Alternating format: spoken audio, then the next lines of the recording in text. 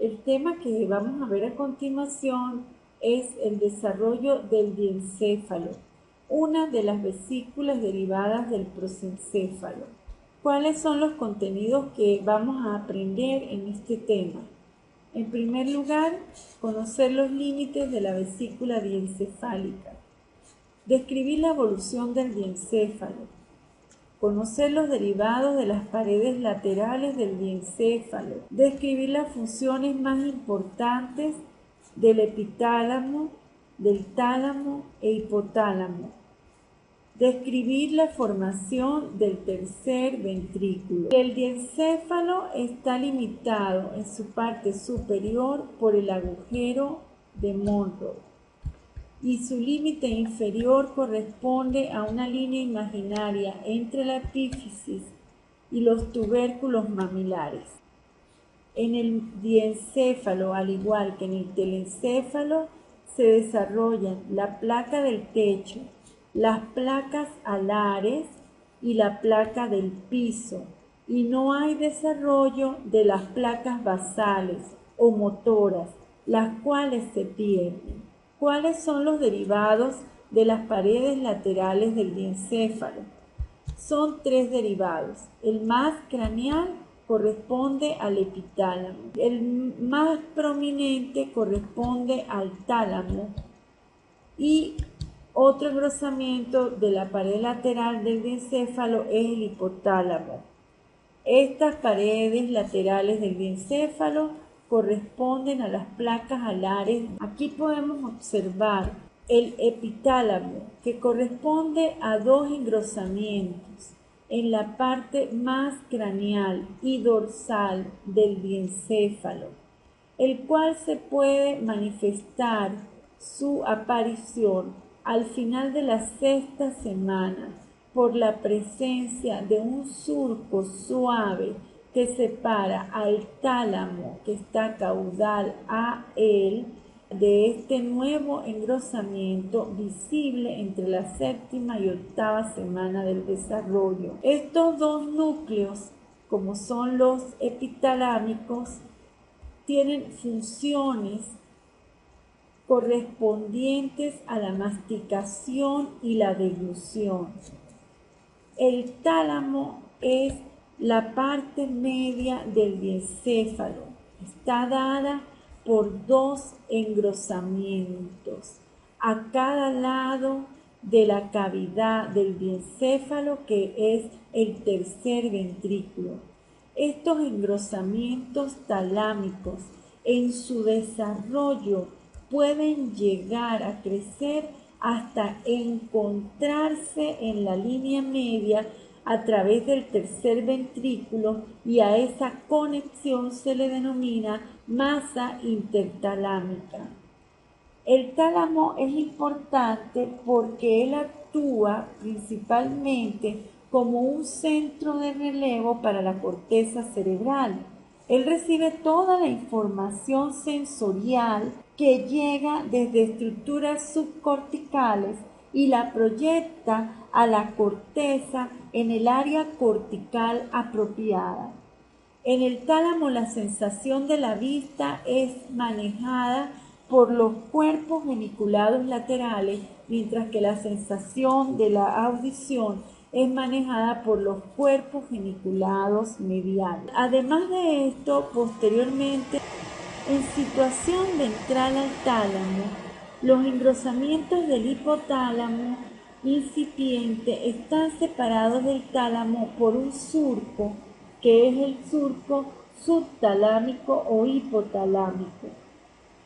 Este surco se observa ya desde la quinta semana del desarrollo en el diencéfalo. De la placa del piso diencefálica tenemos un derivado que es la porción correspondiente a la neurohipófisis, y en la placa del techo también tenemos estructuras importantes derivadas de ella. Estas van a ser vistas a continuación. Es importante recalcar que el tercer ventrículo se forma como una estructura en forma de diamante correspondiente a la cavidad del tubo neural de la vesícula diencefálica y toma este aspecto estrecho por el crecimiento tan marcado de las prominencias talámicas. En cuanto al hipotálamo, participa en el control de las funciones endocrinas y en el control de funciones autónomas y de respuestas viscerales apropiadas a las respuestas autónomas o a estímulos autónomos.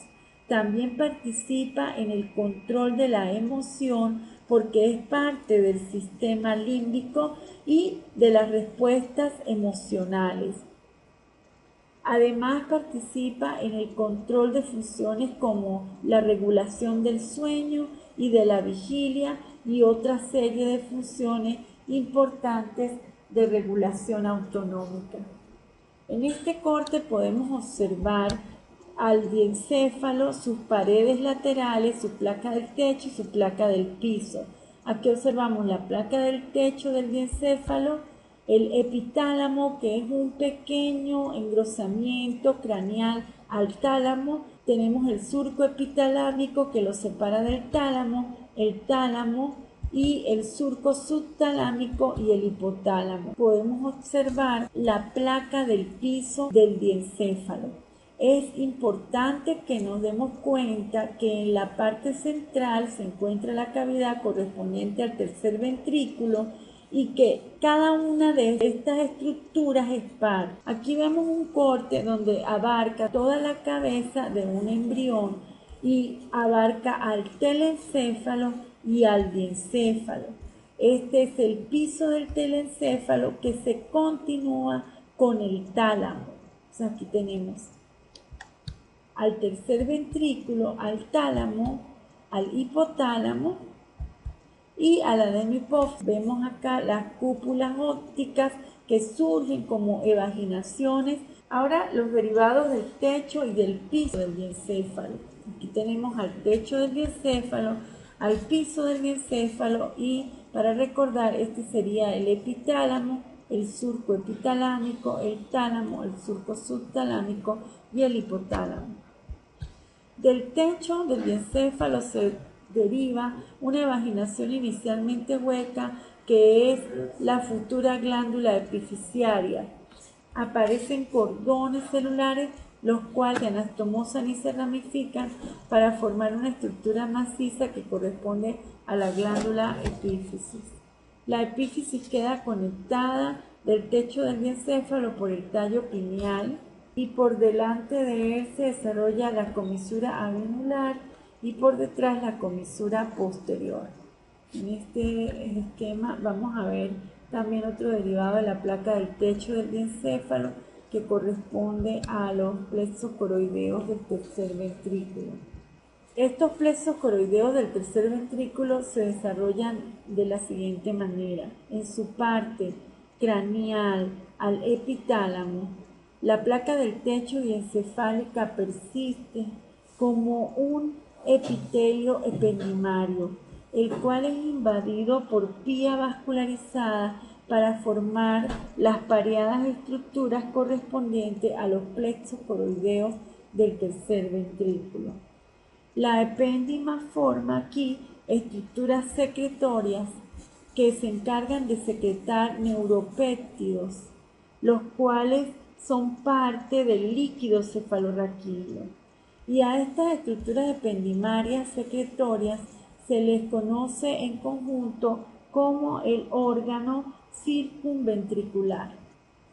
De la placa del piso del diencéfalo se desarrolla durante la tercera semana un divertículo o saco que se denomina infundíbulo, el cual crece desde el piso diencefálico en sentido caudal hacia el estomodeo. Ese divertículo va a ser el primordio de la neurohipófisis, por lo tanto, la neurohipófisis o hipófisis posterior deriva del piso del diencéfalo y del neuroectodermo, mientras que el divertículo que surge del estomodeo hacia donde se dirige el infundíbulo se denomina bolsa de Racket y deriva del techo del estomodeo. Observamos aquí el infundíbulo del piso diencefálico, la bolsa de Racket del techo del estomodeo. Se observa cómo se van acercando, tanto la bolsa de Racket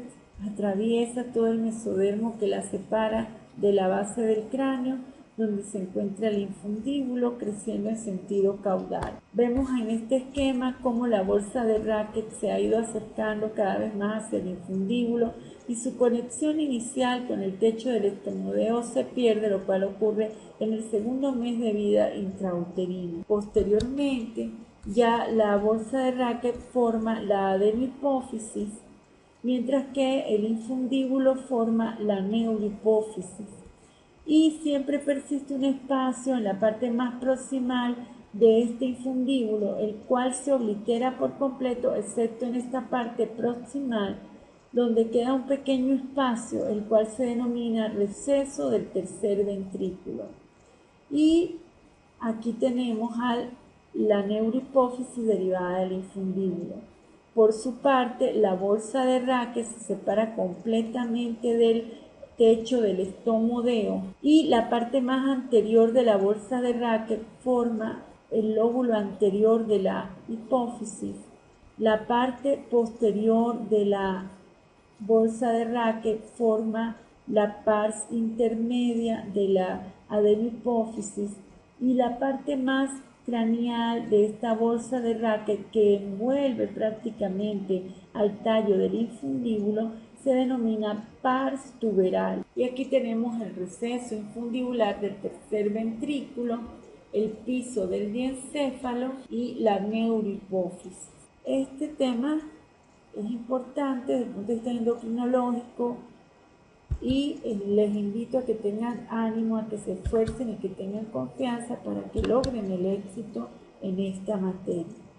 La información fue tomada del libro de embriología al desarrollo de Carlson, del libro de embriología médica de Sadler, del libro de Esencias de Human Embryology de William Larsen y el manual de neuroembriología de la doctora Carmen Elena Hernández Salazar.